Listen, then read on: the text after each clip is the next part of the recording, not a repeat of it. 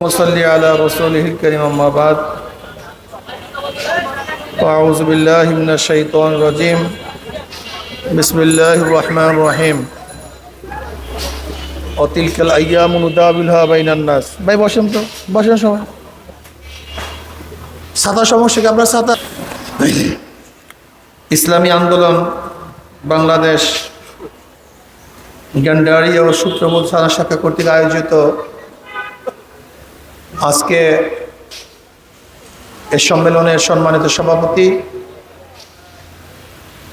নেতৃবৃন্দ, সকল স্তরের জনগণ ভাইয়ের আমার, প্রচণ্ড বৃষ্টি চলতেছে, বন্যা চলতেছে, এর মধ্যেও আপনারা এসছেন। আশা করা যায় আপনাদের দ্বারাই কাজ হবে। আসলে ত্যাগী ছাড়া দুনিয়ায় কিছুই হয় না, ভুগীদের দ্বারা দুনিয়ার কিছুই হয় না। এই দুনিয়া এখনো টিকে আছে ত্যাগীদের মাধ্যমে। এই যে গত 5ই আগস্ট কেন স্বাধীন হলাম, কিছু ব্যক্তির ত্যাগের কারণে আজকে আমরা স্বাধীন হয়েছি। যদি ওরা ত্যাগ না করত তাহলে আজকেও আমরা বন্দিশালা আবদ্ধ থাকতাম। এর জন্য ত্যাগী মানুষের দাম সবচেয়ে বেশি। বৃষ্টির মধ্যেও জনসভা বন্ধ হয় নাই কেন, করি নাই কেন? দেখেন, স্বর্ণ না পরালে জিওর হয় না, গলার মালা হয় না, এবার লোহাকে যদি না পরান সে ধারালো হয় না। ঠিক কর্মীদের মধ্যে সাধনা কষ্ট না হলেও সে যোগ্য কর্মী হয় না। এর জন্য যোগ্য কর্মীদেরকে কষ্ট করতে হবে, ত্যাগ করতে হবে, এটা জরুরি। আমরা ত্যাগ করতেছি কেন? যে যেখানে আছেন কথাগুলি শোনার চেষ্টা করবেন। আমরা তো বারবার ত্যাগ করেছি, বারবার রক্ত দিয়েছি। 71-এর পরেও আমরা কতবার রক্ত দিয়েছি? এতবার রক্ত দিয়েছি, এত সরকার পরিবর্তন করেছি।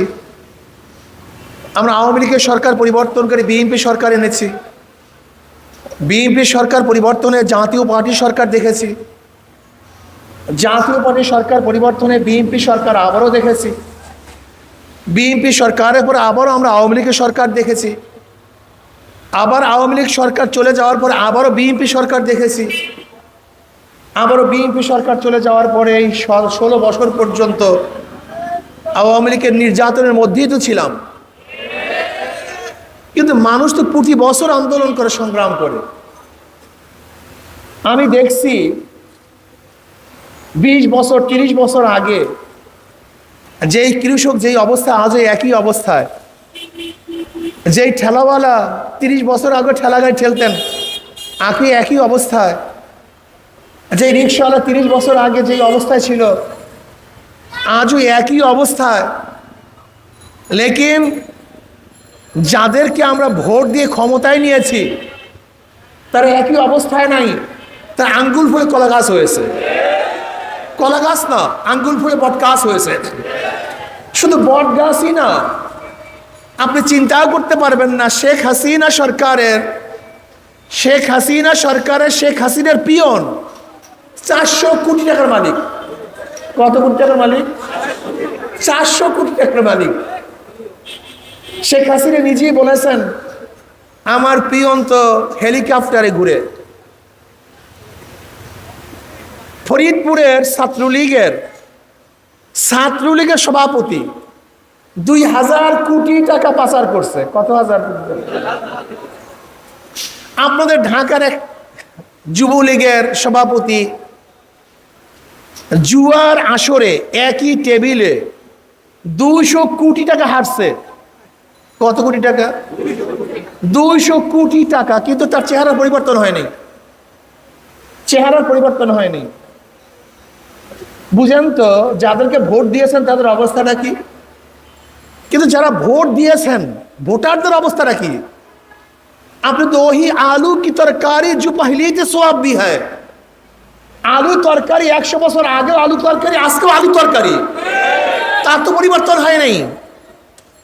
জনগণের পরিবর্তন হয় নাই, জনগণের ভাগ্যের পরিবর্তন হয় নাই, কিন্তু যাদেরকে ভোট দিয়েছি তারা দেশটাকে লুটপাট করে ফেলেছে। তাই বলতে পারেন হুজুর আমরা বারবার ভোট দেই কেন?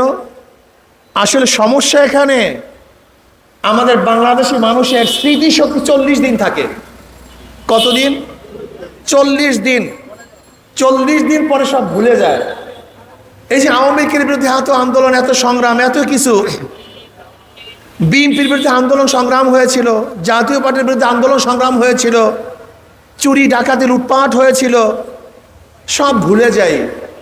এই ভুলে যাওয়ার কারণেই এই সুযোগে এই সমস্ত দুশ্মনেরা আমাদের বারবার ধ্বংস করে ফেলছে, আমাদের দেশটাকে লুটপাট করে ফেলছে, আমাদের দেশটাকে চুরি করে সব ধ্বংস করে ফেলছে। কিন্তু আমরা কি চাই? আমরা চাই দেশে আর চুরি না হোক। আমরা কি চাই? দেশে আর লুটপাট না হোক। আমরা কি চাই? জাহাঙ্গীর ইউনিভার্সিটিতে 100 ধর্ষণ করার পরে সেঞ্চুরি পালন না করা হোক। আমরা কি চাই? সর্বোচ্চ বিদ্যাপীঠ সেই বুয়েটের মধ্যে আবরার ফাহাদকে হত্যা না করা হোক। আমরা কি চাই? আমরা চাই আমাদের দেশের টাকা পয়সা বিধি পাচার না হোক। আমরা চাই গরিবদের অধিকার, আমরা চাই শ্রমিকদের অধিকার, আমরা চাই মজদুরদের অধিকার। আজকেও যদি শ্রমিক ন্যায্য বেতনের জন্য আন্দোলন করে, রক্ত দেয়, তাহলে আমি মনে করব আমাদের স্বাধীনতা ব্যর্থ হয়েছে, আমাদের স্বাধীনতা ঠিক হয় নাই। সব জায়গায় বৈষম্য, কেউ তো 10 তলায় আর কেউ গাছতলায়, কেউ পেট পুড়ে খাবে আর কেউ ক্ষুধাহীন থাকবে, কাউর পরনে হাজারো ডিজাইনের পোশাক থাকবে আর কেউ পোশাকহীন থাকবে। এইটা আমরা চাই না। আমরা চাই বৈষম্য দূর করতে, আমরা চাই সাম্য, মানবিক মর্যাদা, সামাজিক ন্যায় বিচার প্রতিষ্ঠিত হবে। আমরা চাই অন্ন, বস্ত্র, বাসস্থান, চিকিৎসা এর সবার সমান অধিকার থাকবে। প্রত্যেকটা নাগরিকের জিম্মা সরকার নিয়ে নিবে। গরিব হাজারো ছাত্র আছে মেধাবী, অনেক মেধা, যারা অনেক উচ্চ শিক্ষায় শিক্ষিত হতে পারে না অর্থের কারণে। আমি চাই বাংলাদেশের সরকার যদি আমার রিকশাওয়ালার ছেলে মেয়ে মেধাবী হয়, মেতনের ছেলে মেধাবী হয়, জেলে তাঁতির ছেলেরা মেধাবী হয়, সরকার তাদেরকে সরকারি খরচে উচ্চ শিক্ষায় শিক্ষিত করবে। এটা সরকারের ডিউটি থাকবে, এটা সরকারের দায়িত্ব থাকবে। আমরা কি চাই? যারা মিসকিন, যারা এতিম, যারা বিধবা, যাদের মুখে খাবার দেওয়ার মতো কেউ থাকবে না, তাদের গোটা জিম্মা সরকার গ্রহণ করবে। আমরা কি চাই? যারা বস্ত্রহীন, তাদের বস্ত্রের ব্যবস্থা সরকার করবে। আমরা কি চাই? যারা গৃহহীন, যারা খোলা আকাশের নিচে ঘুমায়, তাদের ঘরের ব্যবস্থা সরকার নিবে। আমরা চাই যারা চিকিৎসাহীন ধুকে ধুকে মরে, সরকার তাদের সুচিকিৎসার ব্যবস্থা গ্রহণ করবে। এটা আমরা চাই। আমরা চাই আমাদের দেশের অর্থ সুষম বন্টন হবে। আজকে জনগণের টাকা সব লুটপাট করা হচ্ছে। আজকে আমরা ভ্যাট দেই, আমরা ট্যাক্স দেই, আমরা আমাদের দেশে কর দেই, আমরা খাজনা দেই, অথচ যাদেরকে সরকার নিযুক্ত করি তারা আমাদের ট্যাক্সের টাকা, করের টাকা, ভ্যাটের টাকা বিদেশে পাচার করে। 14 লক্ষ কোটি টাকা পাচার করা হয়েছে। 14 লক্ষ কোটি টাকা পাচার করা হয়েছে। গোটা ব্যাংকে লুটপাট করা হয়েছে। আজকে গরিবের টাকা নিয়ে ওরা কেসুনিতে তারা জুয়া খেলে, ওরা আমাদের টাকা নিয়ে অবৈধ মদ পান করে, ওরা টাকা নিয়ে স্কোয়াটার মধ্যে আনন্দ ফুর্তি করে। এটা আমরা দেখতে চাই না। আমরা চাই মানুষের শান্তি, মানুষের মুক্তি, মানুষ ইজ্জাতের গ্যারান্টি, মানুষের কণ্ঠের মুখের স্বাধীনতা চাই, লেখনী স্বাধীনতা চাই, মানুষের নিরাপত্তা চাই। মানুষ দরজা খুলে ঘুমাবে, পাহারা দিবে সরকার, যেখানে ডাকাত থাকবে না, চোর থাকবে না, দুর্নীতিবাজ থাকবে না, গুন্ডা থাকবে না, বদমাশ থাকবে না। মনে হয় যেন এমন এক দেশ আমরা চাই, এই দেশের মধ্যে ধনী গরিব, শিক্ষিত মূর্খ, পুরুষ মহিলা, মুসলমান এবং হিন্দুরা সবাই নিরাপত্তায় বসবাস করতে পারবে, এরকম একটা দেশ আমরা চাই। আমরা কি চাই? আজকে ব্যবসায়ীরা ব্যবসা করবে, চাঁদা দিতে হবে না। আজকে ব্যবসায়ীরা ব্যবসা করবে, কোনো গুন্ডা তাদের উপরে হুমকি দিতে পারবে না। আমরা কি চাই? আজকে একজনে বিল্ডিং বানাবে, সেখানে চাঁদা চাওয়ার জন্য কেউ আসতে পারবে না। আজকে আমরা কি চাই? চাকরিজীবী চাকরি নিবে, যোগ্যতার ভিত্তিতে, সেখানে ঘুষ দিয়ে চাকরি দিতে হবে না। আমরা কি চাই?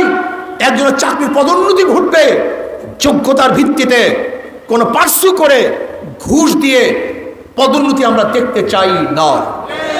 আমরা কি চাই? এমন এক বিচারালয় চাই যেখানে বিচার হবে ইনসাফের ভিত্তিতে, কারোর হুকুমের, কারোর ইশারায় বিচার হবে না। অথচ আমরা কি দেখেছি?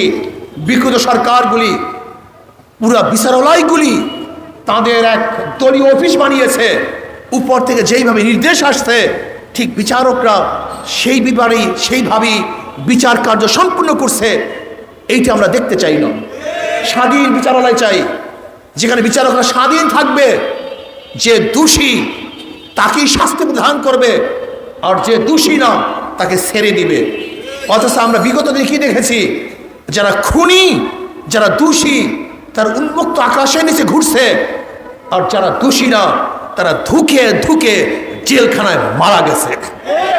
যারা দোষী তারা তো বুক ফুলিয়ে হাঁটছে, আর যারা দোষী না তারা ফাঁসির রশিতে ঝুলছে।